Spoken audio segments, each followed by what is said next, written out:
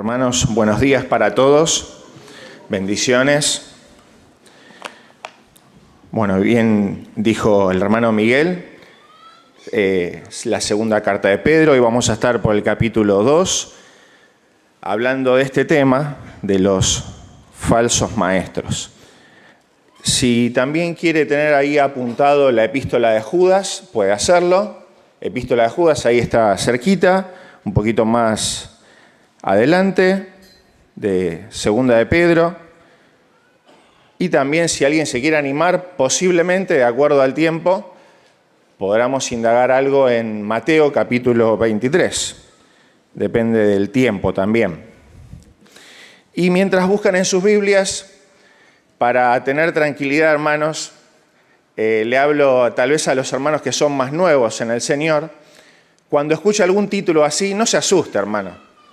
Ahora vamos a ver más de un texto que el Señor prometió preservarnos y cuidarnos.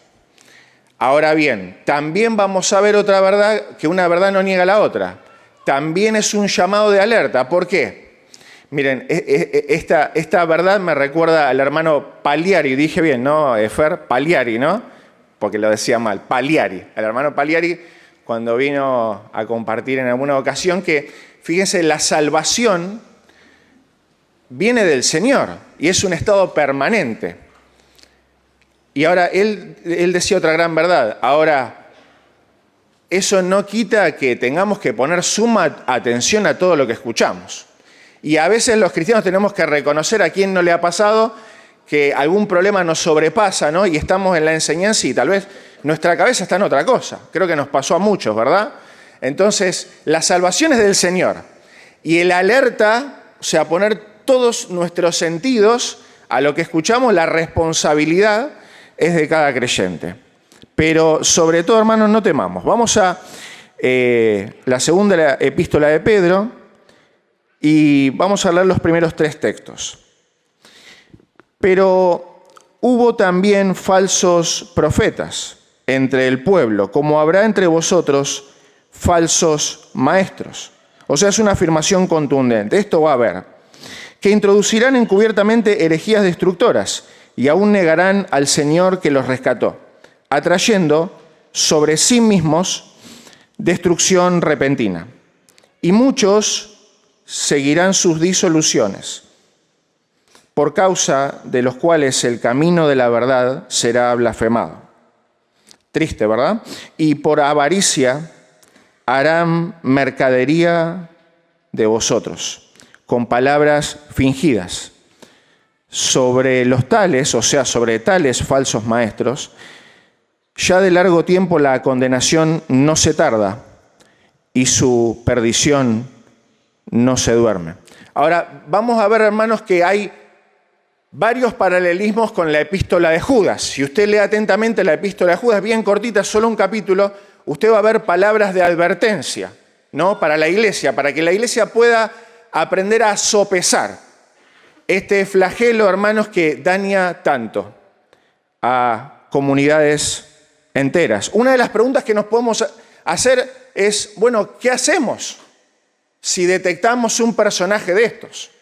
¿Qué nos dice la Escritura? Ahora, ¿saben que en base a estos primeros 3 textos, y les voy a pedir a los chicos del sonido si pueden proyectarnos la división del segundo capítulo de Pedro, porque se divide en 4 partes. Usted va a poder ver en los primeros 3 textos, puntualmente Pedro habla de las doctrinas destructoras. Usted va a poder ver del verso 4 al 11 la condena de los falsos maestros.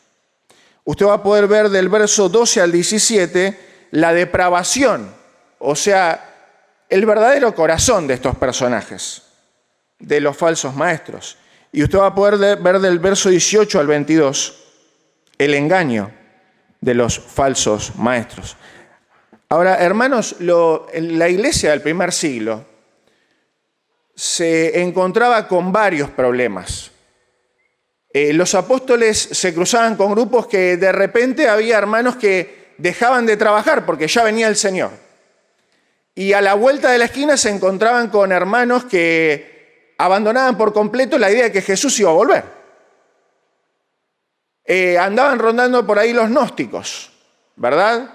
Aquellos que negaban que el Señor había venido en carne, por ejemplo, entre otras cosas erradas que ellos promovían. Entonces, hermanos, qué bendición fue porque el Espíritu Santo guió a los apóstoles y utilizó a ellos para poder plasmar la verdad. ¿Y dónde está la verdad? En las Escrituras. Ustedes ahora vamos a ver la verdadera definición, porque esto es importante que nosotros conozcamos. ¿Qué es la palabra herejía? En los primeros 3 versos usted va a ver esta palabra, herejía. Y muchas veces, hermanos, encontramos y al aire se dice el término y no se explica. Y es bueno que nosotros podamos saber realmente qué es una herejía, porque a veces sencillamente lo tomamos solamente como una falsa enseñanza. Sí, lo es, pero entre otras cosas. Mire, herejías. Del original aire 6, pero con H. Aire, pero con H adelante. 6. Mire qué interesante el término, hermano. Herejía. Aireomai. Mire, escoger. Un poco, Johnny, sin darse cuenta, habló un poco de esto en su micromensaje. ¿Por qué? Porque habló de ideas humanas. Mire lo que dice. El vocablo originalmente quería decir hacer una selección o definir una opción. Prestemos atención acá. La palabra evolucionó hasta llegar a implicar una preferencia basada en una opinión o sentimiento. Note esos 2 términos. Una opinión o sentimiento. Lo cual hizo derivar fácilmente su significado hacia el concepto de la falta de unidad, afiliarse a un bando, tener diversidad de creencias, crear disensión. Y acá viene la parte más terrible. Y sustituir la verdad con opiniones arbitrarias. En el Nuevo Testamento se aplica fundamentalmente a las sectas, la gente que profesa opiniones ajenas a la verdad. O sea, básicamente, hermanos, es una idea arbitraria impuesta humanamente a una comunidad de fieles. No importa la cantidad que haya en esa comunidad. Pueden ser 15 hermanos, pueden ser 50, pueden ser 10.000. Pero cuando se introduce una verdad humana, una idea humana, una filosofía humana, eso es una herejía. Yo me acuerdo, hermanos, no tenía ni 3 años de creyente y mi profe de inglés, que es una gran mujer, me invitó a una convención. Y claro, había un filósofo, yo no tenía ni 3 años de creyente. Y yo fui como colaborador, porque era una convención, yo entendía que era un buen filósofo. Era una convención de muchísima gente, me acuerdo que era una jornada de todo un día. Terrible, hermano, yo ni quiero repetir las cosas que escuché de ese hombre. Ya llegó un momento, yo le dije a la profe, yo me voy a la reunión de la iglesia. Que el infierno no existe, que él tenía conversaciones con Dios, llevó un libro de él de conversaciones con Dios, o sea, él hablaba con Dios y Dios le respondía directamente, una serie de cosas terribles. Lo más rápido que pude me salí. Terrible, y la gente asintiendo con la cabeza como si él nos estuviera diciendo grandes verdades. Estos personajes pululan en la sociedad. Hermano, ahora también mucha gente lamentablemente quiere escuchar lo que le gusta que le digan. Porque esto también es una gran verdad, porque no es solo responsabilidad de estos falsos personajes que van a ser condenados eternamente y sencillamente porque no son creyentes verdaderos. Pero también es responsabilidad de la gente. ¿Qué quiere escuchar? Que le va a ir bien en la vida, que Dios le va a bendecir, que todo va a estar bien, que no va a haber ningún problema en su vida. Hermanos, si esta no es la realidad que nos marca la palabra, no es la realidad de lo que marca la palabra. Creo que es muy importante para nosotros indagar un poco, hermanos, antes de avanzar con los textos, porque el tiempo se va rápido, que podamos detectar algunas falsas enseñanzas. Claro que esto que vamos a ver ahora no es lo único. Hay mucho más, seguramente muchos de ustedes conocen mucho más, hermanos, ante estos flagelos, pero es bueno que los detectemos y podamos ver a la luz de la Biblia cómo combatimos todo esto falso, con lo verdadero, con escudriñar lo que más está a nuestro alcance, hermano. A veces cuando escuchamos prepárese, uno se hace la idea que tiene que ser un licenciado en teología. Bueno, algunos serán, y qué bueno, pero no todos, hermanos, no da el tiempo para todos. Pero sí es bueno que en nuestros hogares podamos cada día indagar mucho más en la palabra de Dios. ¿Por qué? Porque aprendemos a desechar todo aquello que no viene del corazón de Dios. Miren algunas de las cosas que pululan en nuestro medio. La teología de la prosperidad. Ahí podemos ver uno. Y voy a leer textual, hermano, porque no quiero dejar pasar ningún punto acá. Miren la teología de la prosperidad. Enseña que la fe garantiza riqueza material y salud física, enfocándose en la ganancia personal, en lugar de la cruz. Hermano, mire si solo revisamos, yo me anoté algo acá, mire si revisamos solo la vida del apóstol Pablo. Vemos una persona abnegada, muchas veces con muy pocos recursos en el bolsillo. Otras donde trabajó para no ser gravoso a la iglesia, acomodándose a las etapas cambiantes de nuestra vida. Alquilando una casa al final del libro de los Hechos. Y afirmando que fue enseñado a contentarse en toda circunstancia económica. O sea, cuando tenía 5 pesos en el bolsillo y cuando tenía 1.000.000. Con la única intención, yo le llamo un todoterreno del Evangelio, buscando la edificación de los creyentes en la enseñanza de las Sagradas Escrituras. Además, lo vemos enfrentando problemas de salud a él y a sus colaboradores. Que le vayan a decir al apóstol Pablo, ¿no? Porque en alguna ocasión dijo, casi se me muere un colaborador, porque estaba mal de salud. Otra cosa que pulula por ahí. Legalismo y doctrinas de Balaam. Implican imponer reglas humanas como necesarias para la salvación o utilizar el ministerio para beneficios económicos personales. Doctrina de Balaam. Usted puede ver, y Pedro lo menciona, para enriquecer, hermano, esta enseñanza en casa, puede ver números 22, 23 y 24. Ahí habla perfectamente de este personaje llamado Balaam. Otra cosa que anda por ahí, gnosticismo, nuevas revelaciones. ¿Escuchó alguna vez de esto? La creencia de que existen nuevas revelaciones o conocimientos especiales, superiores a la Biblia. Qué terrible, ¿no? Qué perverso. Sugiriendo que las Escrituras no son suficientes. Otra cosa que anda por ahí, jezabelismo, autoridad manipulada. Creo que no todos han escuchado esto, pero es bueno que sepamos todo esto. Mire las características principales de este movimiento. Control y dominio. Busca controlar a las personas, especialmente a figuras de autoridad, liderazgo eclesiástico o cónyuges, actuando detrás de escena. Manipulación. Utiliza el engaño, la intimidación y la seducción para conseguir sus objetivos. Rebeldía contra la autoridad. Se manifiesta en la resistencia a la autoridad masculina o al orden establecido. Falsa espiritualidad.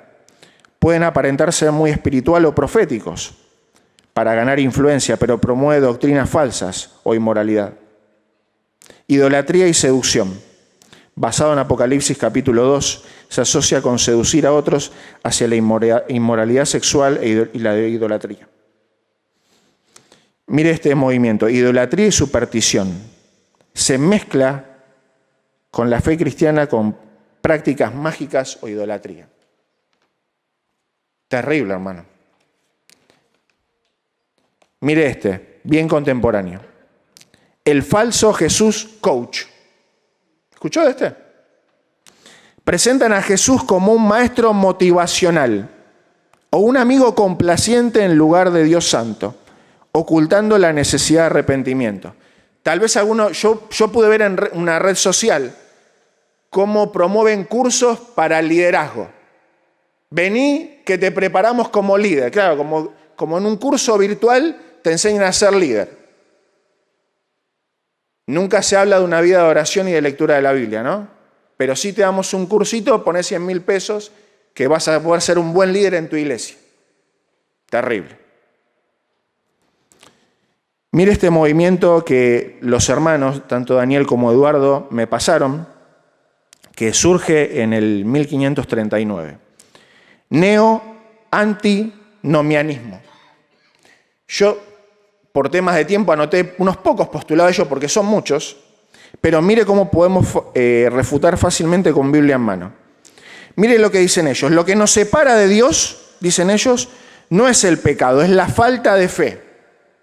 Mire, ¿cómo hacemos Biblia, hermano? Romanos 3:23. Por cuanto todos pecaron y están destituidos, o sea, separados de la gloria de Dios. Claramente el texto dice dónde está el problema. Otro postulado. El Espíritu nunca te va a llevar a esforzarte, dicen ellos. Mire, 1 Corintios 16:13. Velad, estad firmes en la fe. O sea, cuando dice en la fe es en la enseñanza del cuerpo de doctrina que tenemos en las Escrituras. Como lo afirma también Judas en el final de su carta. Portaos varonilmente y esforzaos. ¿Ve?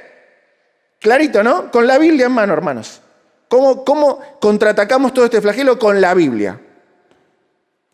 Mire otro postulado. Deja de intentar obedecer. Mejor descansa y fluye. Si dependes de mandamientos, estás en la carne.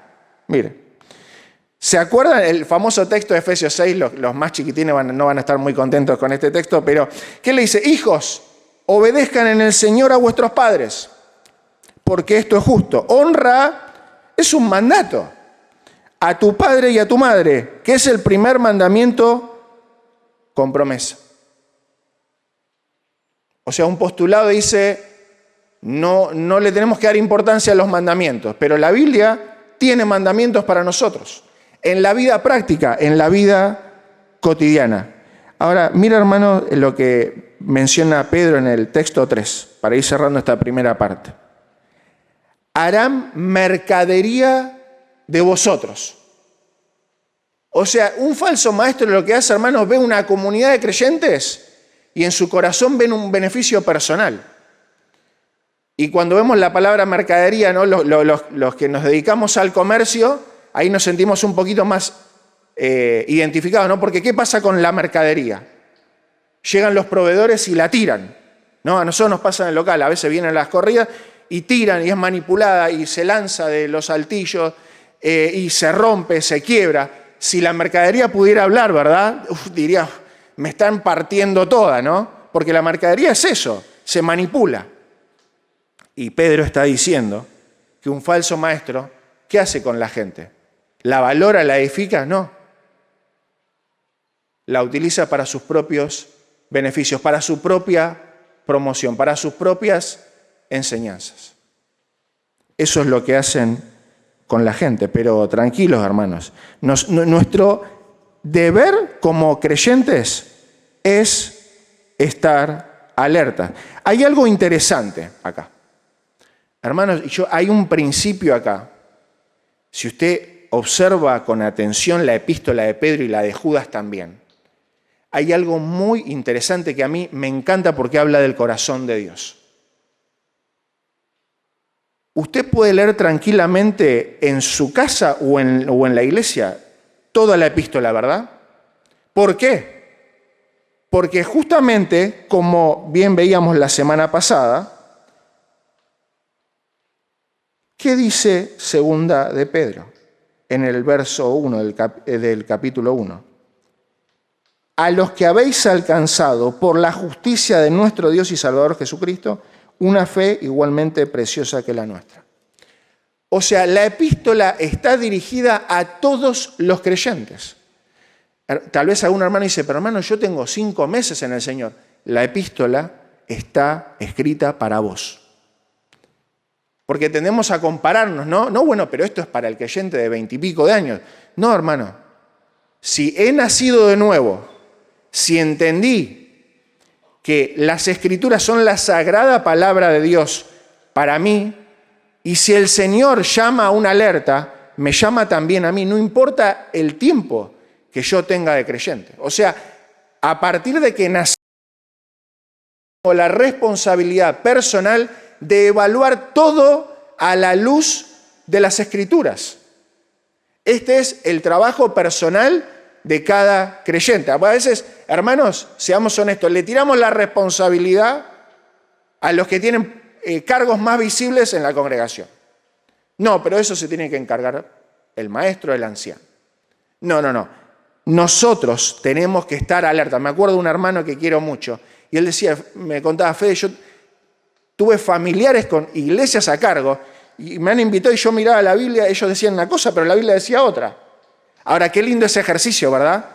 Porque él estaba bien afirmado en la palabra. Él evaluaba las cosas por la palabra de Dios. Fíjese que Pedro no menciona con nombre y apellido puntualmente esas enseñanzas. O sea, no le pone un título. ¿Y cuál es el desafío para nosotros? Ver a la luz de las Escrituras qué enseña la Biblia y qué no enseña. Y ahí podemos detectar fácilmente, como vimos hace unos minutos atrás. Todo lo que no viene de la palabra de Dios, hermanos, es una herejía. ¿Se impone arbitrariamente? Es una herejía. Vamos a avanzar un poco. Mire el verso 4 del capítulo 2 de Pedro. Porque si Dios no perdonó a los ángeles que pecaron, sino que arrojándolos al infierno, los entregó a prisiones de oscuridad para ser reservados al día del juicio. Y si no perdonó al mundo antiguo, sino que guardó a Noé, pregonero de justicia, con otras 7 personas, trayendo el diluvio sobre el mundo de los impíos. Y si condenó por destrucción a las ciudades de Sodoma y Gomorra, reduciéndolas a ceniza y poniéndolas de ejemplo a los que habían de vivir impíamente. Y libró al justo Lot, abrumado por la nefanda conducta de los malvados, porque este justo que moraba entre ellos afligía cada día su alma justa, viendo y oyendo los hechos inicuos de ellos. Sabe el Señor librar de tentación a los piadosos y reservar a los injustos para ser castigados en el día del juicio. Y mayormente aquellos que, siguiendo la carne, andan en concupiscencia y inmundicia, y desprecian el señorío. Atrevidos y contumaces, no temen decir mal de las potestades superiores, mientras que los ángeles, que son mayores en fuerza y potencia, no pronuncian juicio contra ellas delante del Señor. Ahora, qué interesante, ¿no? En el medio de todo esto que menciona de la condena de los falsos maestros, hermanos, el Señor sabe librar de tentación a los piadosos. Y eso es un aliciente para nuestra alma, ¿verdad? Porque Él advirtió claramente que estos falsos maestros se iban a pulular entre los creyentes. Ahora también Él prometió preservarnos. Él prometió cuidarnos hasta el final. Miren, vamos a la epístola de Judas.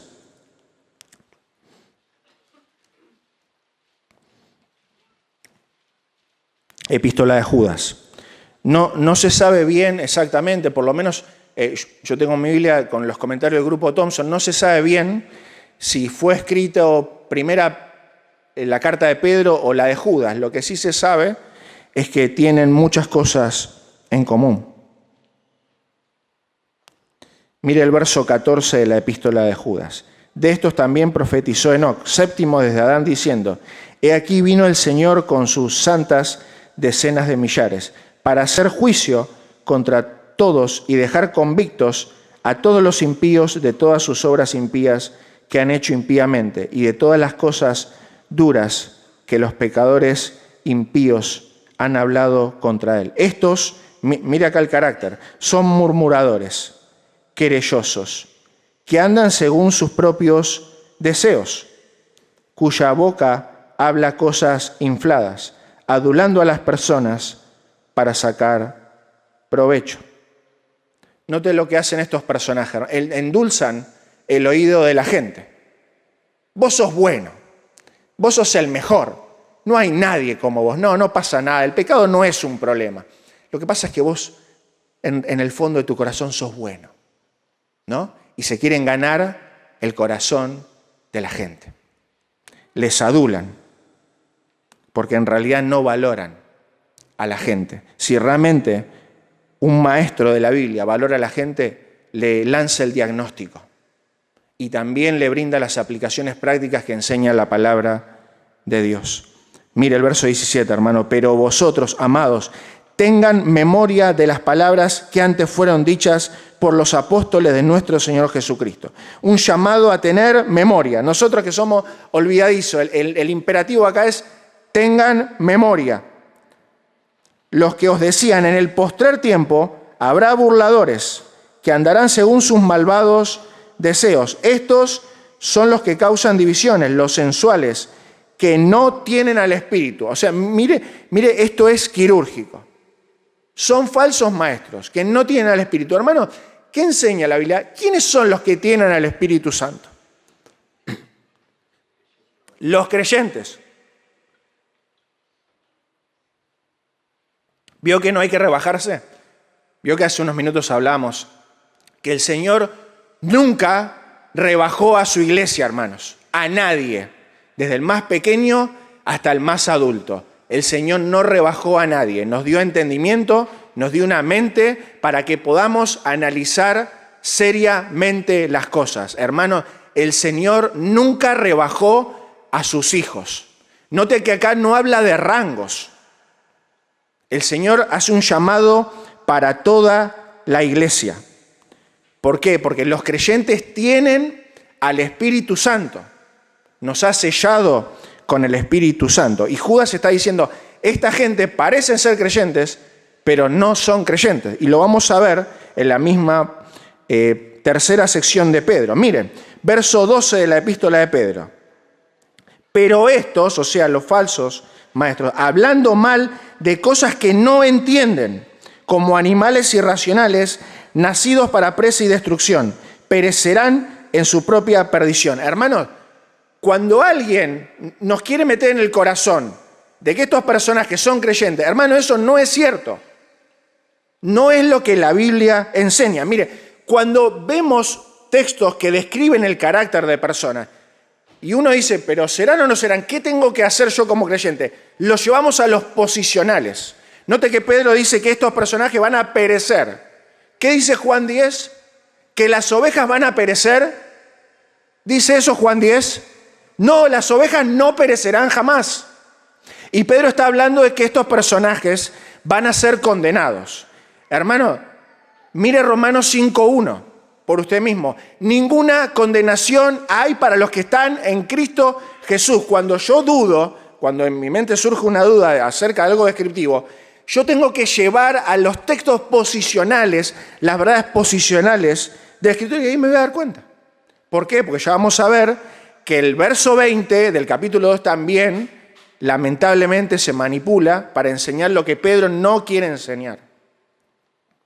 Recibiendo en el verso 13 el galardón de su injusticia, ya que tienen por delicia el gozar los deleites cada día. Estos son inmundicias y manchas, quienes aún mientras comen con vosotros se recrean en sus errores. Esto es terrible, hermano.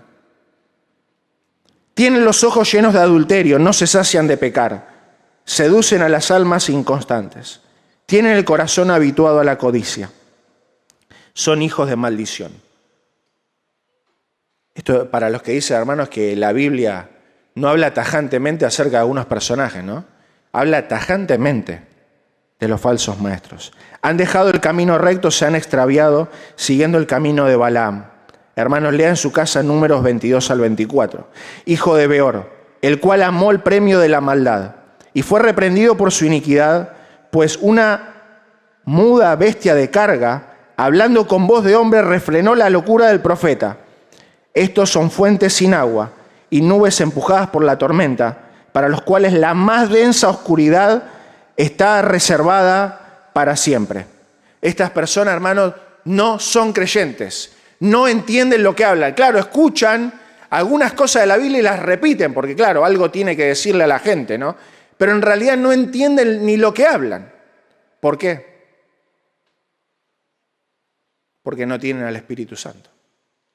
No son hijos de Dios.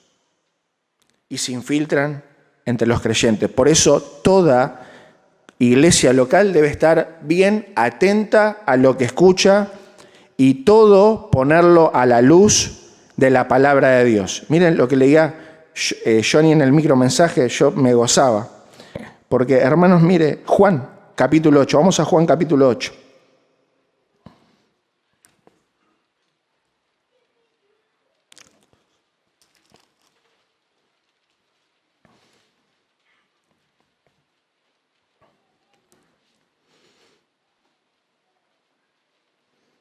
Mire qué gran verdad.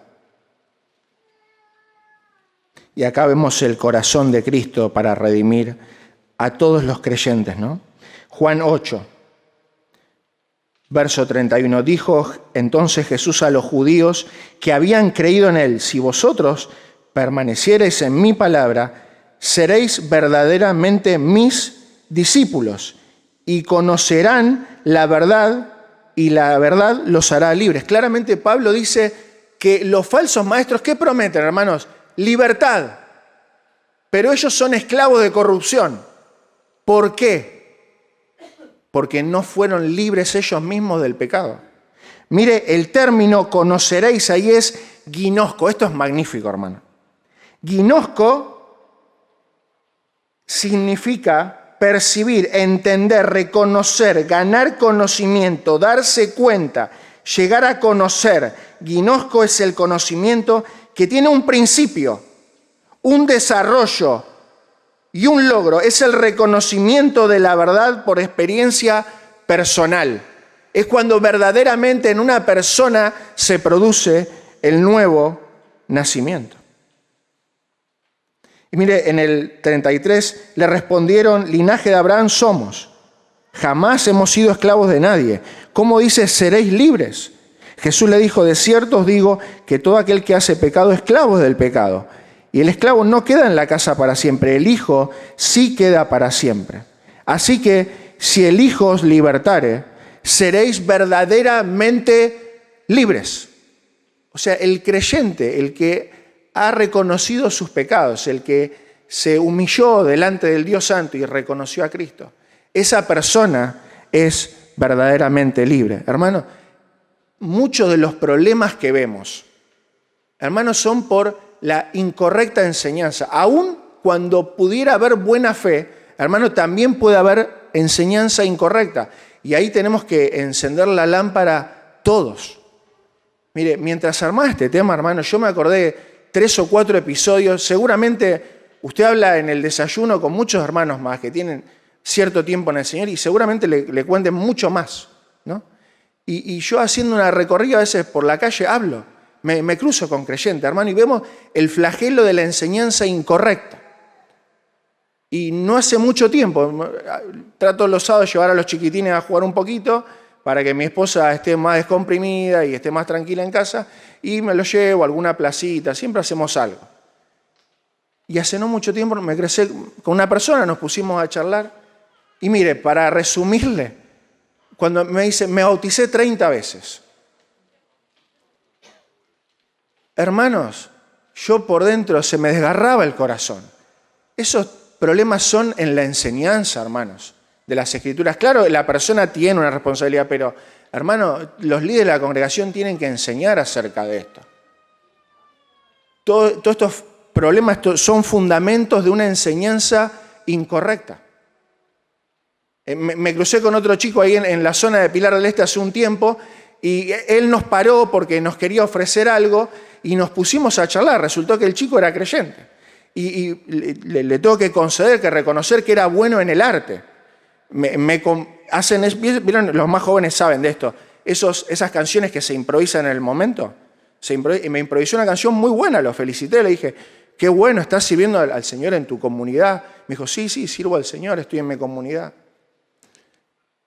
Y la charla habrá durado unos 10, 15 minutos y al final de la charla él me dijo algo que yo le tuve que hacer una pregunta para que él reflexione.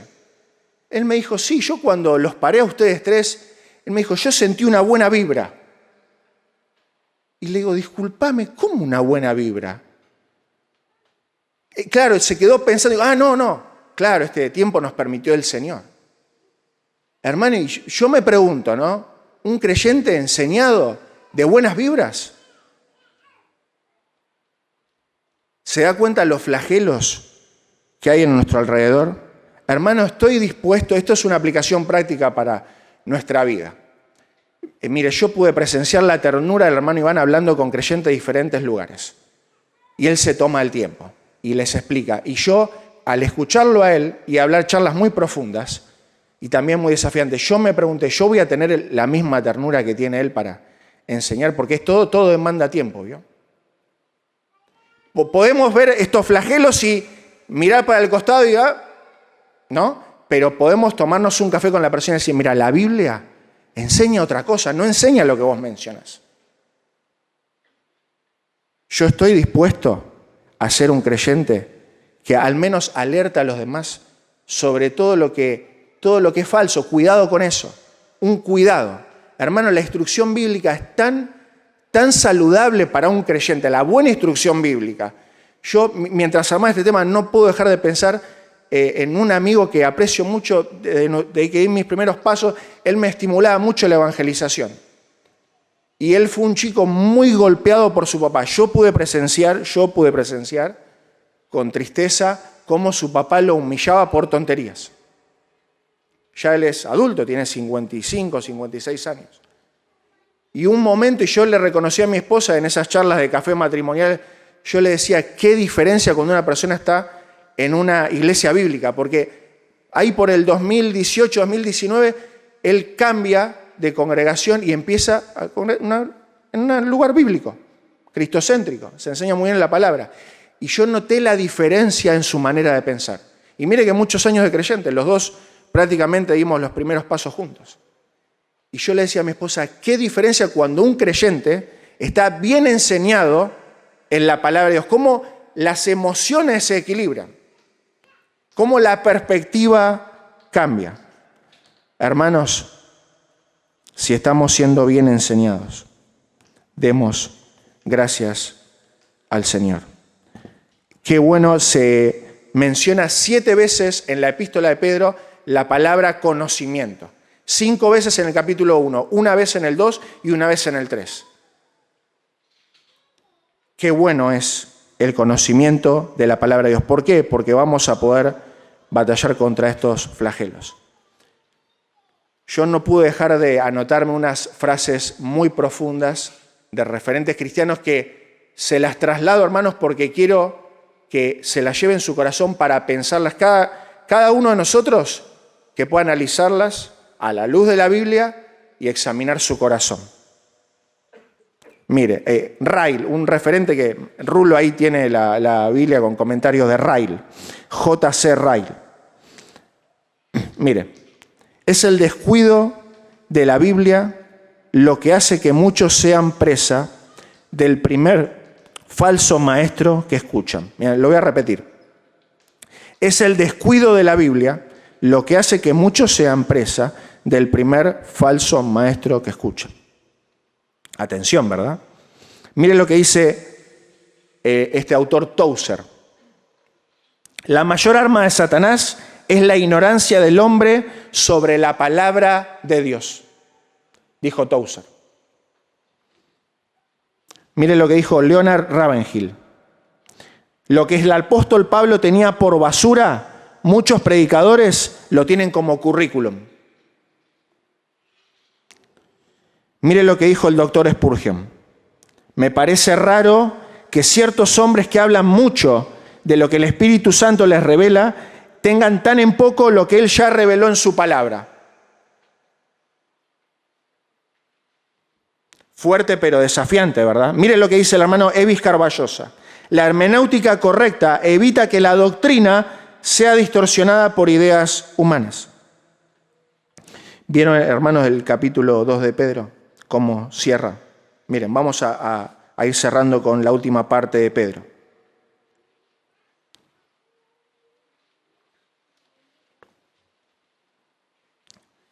El verso 18 dice, pues hablando palabras infladas y vanas, seducen con concupiscencias, o sea, todo desenfreno, ¿no?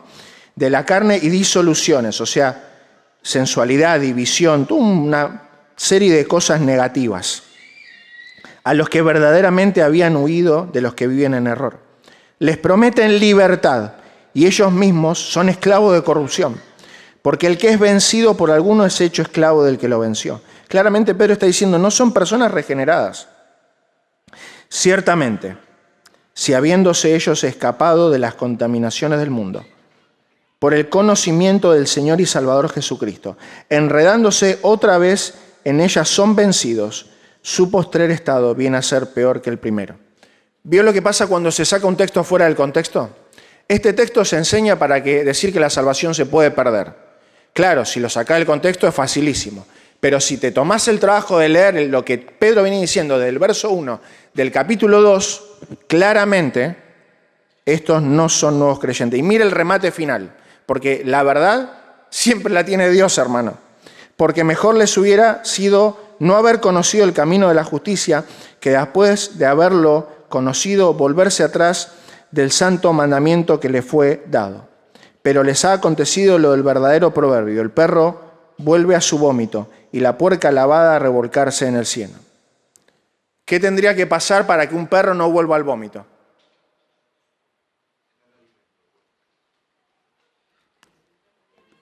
¿Qué tendría que pasar para que la puerca no vuelva a revolcarse en el cieno? Habría que cambiarle la naturaleza. Porque eso reproduce, hermano. Jesús dijo, por sus frutos los conocerán. Ayer, viendo un árbol ahí en Pilar del Este de higos, vieron que los seres humanos somos bastante curiosos, ¿no? Y yo estaba repleto de higos y traté de buscar algo que no sea un higo. No había nada, eran todos higos, porque el árbol produce aquello para lo cual fue creado. O sea, no hubo un cambio de naturaleza, claramente. Hermanos, ¿y qué enseñanza nos dejó Cristo a nosotros acerca de esto? Ahora sí estamos bien cerca de cerrar. Mateo 23. Ahí ya vamos terminando. Porque siempre es bueno hacer un análisis personal.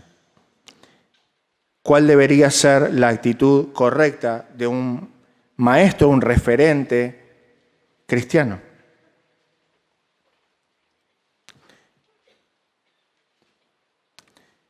Mateo 23. Entonces habló Jesús a la gente y a sus discípulos diciendo: en la cátedra de Moisés se sientan los escribas y los fariseos. Así que todos los que os digan que guardéis, guardadlo y hacedlo, mas no hagan conforme a sus obras, porque dicen y no hacen, porque atan cargas pesadas y difíciles de llevar y las ponen sobre los hombros de los hombres, pero ellos ni con un dedo quieren moverlas. Antes todas sus obras para ser vistos por los hombres, pues ensanchan sus filacterías y extienden los flecos de sus mantos, y aman los primeros asientos en las cenas y las primeras sillas en las sinagogas, y las salutaciones en las plazas, y que los hombres lo llamen rabí, rabí. Y acá viene un llamado para todos nosotros. Pero vosotros no queráis que os llamen rabí, porque uno es vuestro maestro, ¿no? Como decía Gabriel en las alabanzas, el Cristo, y todos vosotros sois hermanos. Y no llaméis Padre vuestro a nadie en la tierra, porque uno es vuestro Padre, el que está en los cielos. Ni seáis llamados maestros, porque uno es vuestro Maestro, el Cristo. El que es mayor de vosotros sea vuestro siervo. Ahora, mire este término, hermano. Ayer se habló un poco ahí en la reunión de oración de un siervo verdadero. ¿Cómo empieza Pedro su epístola? Diciendo, Pedro, siervo de Jesucristo. ¿Y cómo empieza Judas su epístola? Es Judas, siervo de Jesucristo. O sea que hay un llamado para todo cristiano de no querer buscar ningún reconocimiento personal, hermano, como objetivo en su vida, sino sencillamente ser siervos. Hermanos, estemos alerta durante toda nuestra vida hasta que el Señor venga en cada etapa de la vida, y se va rápido sobre este tema. Pongamos a la luz de las Escrituras todas las cosas. Amén.